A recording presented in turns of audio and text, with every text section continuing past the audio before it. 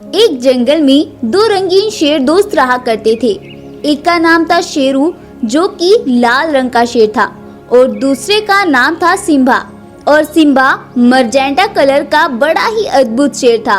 वो दोनों शेर आपस में बहुत गहरे दोस्त थे और वो दोनों हमेशा एक साथ और एक ही गुफा में रहा करते थे।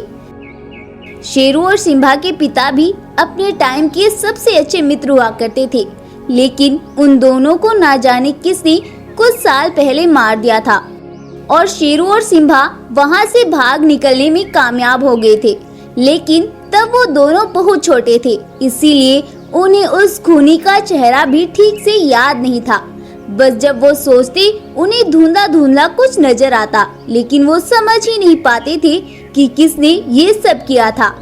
उस टाइम सिम्बा के पिता उस जंगल के राजा हुआ करते थे, लेकिन उनके मरने के बाद शेरू और सिम्बा बिल्कुल अकेले पड़ गए थे और उन दोनों को जंगल के जानवरों ने उस खूनी से छुपा कर रखा और सिम्बा और शेरू के बड़े होने का इंतजार किया। और जब वो दोनों बड़े हो गए तो जंगल के जानवरों ने उन दोनों को ही उस जंगल का राजा बना दिया। सिम्बा और शेरू ने भी कभी जंगल के जानवरों के इस भरोसे को नहीं तोड़ा। वो दोनों पूरे जंगल का बड़े ही अच्छे से ख्याल रखते और सभी जंगल के जानवरों की रक्षा किया करते थे। उसी जंगल में एक गाय रहती थी, जिसे वो दोनों अपनी माँ के समान मानते थे, क्योंकि उस गाय ने ही उन दोनों को पाला और उनका अपने बच्चों से भी ज्यादा ख्याल रखा। इसीलिए वो दोनों उस गाय को अपनी माँ ही माना करते और अपनी माँ गाय का खूब ख्याल रखा करते थे। एक दिन वो गाय दूसरे जंगल अपनी बहन के पास गई थी। उसकी बहन कुछ टाइम से बीमार थी, इसीलिए गाय उसका ध्यान रखने के लिए दूसरे जंगल चली गई थी। जब भी उन दोनों भाइयों को अपनी गाय माँ को देखने का मन करता, वो दोनों भाई दूसरे जंगल ही अपनी गाय माँ से मिलने जाया करते और उन्हें उनकी जरूरत की चीजें देकर वापस आ जाते थे। ऐसे ही एक दिन वो दोनों अपनी गाय माँ से मिलने के लिए दूसरे जंगल जाते हैं और वहाँ जाकर वो देखते हैं कि उनकी गाय माँ तो बहुत बीमार है और उनसे उठा भी नहीं जा रहा है। अपनी गाय माँ को देखकर वो दोनों भाई बहुत परेशान हो जाते हैं और बोलते हैं, माँ, ये आपको क्या हो गया? आपकी तबीयत अचानक से खराब हो गई और आपने हमें बताया तक नहीं। बेटा, मैंने तुम्हें इसलिए नहीं बताया कि तुम परेशान हो जाओगे और सब कुछ छोड़ छाड़ कर मेरे पास आ जाओगे बेटा। हाँ माँ, हमारे लिए आपसे बढ़कर कुछ भी नहीं है। अब आप जब तक ठीक नहीं हो जाती हैं, तब तक हम दोनों आपके पास ही रहेंगे और जैसे ही आपको थोड़ा आराम मिलेगा, हम आपको अपने जंगल लेकर चले जाएंगे। ऐसा बोलकर वो दोनों अपनी माँ के पास ही रहने लगते हैं और अपनी गाय माँ का ख्याल रखते हैं। उधर उनके जंगल पर एक काला बाघ हमला बोल देता है और उस जंगल पर अपना कब्जा कर लेता है और वह काला बाघ जंगल के जानवरों पर अपना हुक्म चलाने लगता है और जंगल के जानवरों से बोलता है, सुनो सभी, आज से मैं इस जंगल का राजा हूँ और ये जंगल मेरा है। अगर किसी ने भी कुछ भी चालाकी करने की कोशिश की तो फिर अपने अंजाम के जिम्मेदार तुम सब खुद होंगे। और हाँ, आज से मेरे खाने का इंतजाम भी तुम सभी को करना है। मुझे हर रोज ताजा मांस चाहिए और अगर तुमने ऐसा नहीं किया तो मैं इस जंगल में तबाही मचा दूंगा। अब जाओ यहाँ से और मेरे लिए खाने का इंतजाम करो जाकर। बाकी ये बात सुनकर जंगल के सभी जानवर बहुत परेशान हो जाते हैं और एक गाय बोलती है, अरे भाइयों, हमें इस काले बाघ की खबर कैसे भी करके सिम्बा और शेरू तक पहुंचानी होगी। अब तो वो इसका कुछ कर सकते हैं। नहीं नहीं गाय बहन, सिम्बा और शेरू अभी छोटे हैं। वो अभी इतने समझदार नहीं है कि वो इस जालिम बाघ का मुकाबला कर सके। हमें ही कुछ सोचना होगा, वरना ये जालिम उन्हें भी नुकसान पहुंचा सकता है।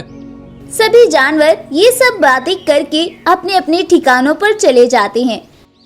अगली सुबह होती है और जंगल के जानवर पता नहीं कहां से ताजे भोजन का इंतजाम करते हैं और एक चीता काले बाघ को भोजन देने के लिए जाता है, लेकिन वह भोजन उस काले बाघ को बहुत कम लगता है और उस भोजन को खाने के बाद वह दुष्ट काला बाघ उस चीता का भी शिकार कर लेता है। उधर जंगल के जानवर चीते का वापस आने का इंतजार कर रहे थे, लेकिन शाम हो जाती है और काला चीता जब तक भी वापस नहीं आता है तो जंगल के जानवर बहुत परेशान हो जाते हैं। तभी एक गाय वहां पर आती है और उन्हें उस चीते की सच्चाई बताती है कि कैसे उस काले बाघ ने चीते का शिकार किया। जैसे ही सभी यह सुनते हैं तो वह बहुत ज्यादा डर जाते हैं और उसे खाना देने से भी डरने लगते हैं, क्योंकि जो कोई भी उसके लिए खाना लेकर जाता है वह उसे भी खाने के साथ अपना शिकार बना लेता है। अब तो हद हो गई थी। उधर गाय ठीक हो जाती है और वो दोनों भाई अपनी माँ के साथ जंगल वापस आ जाते हैं, लेकिन जैसे ही वह अपनी गुफा पर जाते हैं वह उस काले बाघ को अपनी गुफा पर खड़ा देखते हैं और गाय तो उस काले बाघ को देखकर बहुत डर जाती है और बोलती है, ये कहाँ से आया? बेटा तुम यहाँ से जाओ, बल्कि मैं तो कहती हूँ तुम ये जंगल ही छोड़कर चले जाओ बेटा। अपनी माँ को ऐसे घबराता देखकर सिंबा बोलता है, अरे माँ, आप इतनी परेशान क्यों हो गई इसको देखकर? आखिर क्या बात है? मेरे बच्चों, यही वो जालिम है जिसने तुम्हारे माँ बाबा को मारा था। अब ये तुम्हें भी मार डालेगा बेटा। ये सब सुनकर वो दोनों बहुत गुस्से में आ जाते हैं और वो बिना कुछ बोले वहां से जंगल की ओर चले जाते हैं और जंगल के जानवरों से जाकर उस काले बाघ की पूरी हकीकत जानते हैं।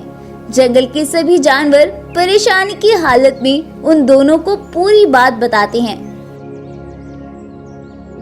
हमारे जंगल में इतनी बड़ी मुसीबत आ गई, लेकिन तुमने हमें बताना भी जरूरी नहीं समझा। शेरू भाई, हम तुम्हें परेशान नहीं करना चाहते थे, बस इसीलिए हमने आपको नहीं बताया।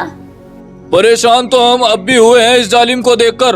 अब हम इसको मजा चखाकर ही रहेंगे। ऐसा बोलकर सभी जानवर मिलकर एक प्लान बनाते हैं और उस प्लान के मुताबिक एक बकरी डरते हुए काले बाघ के पास जाती है और उसे रात को अपनी गुफा में दावत का बोल कर आती है।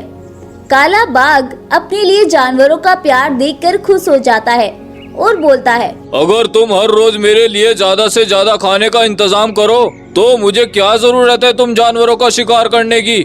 ये सब सुनकर बकरी सभी जानवरों के पास जाती है और वो सभी बाघ के आने का इंतजार करने लगते हैं और सिंबा और शेरू गुफा के पीछे जाकर छिप जाते हैं।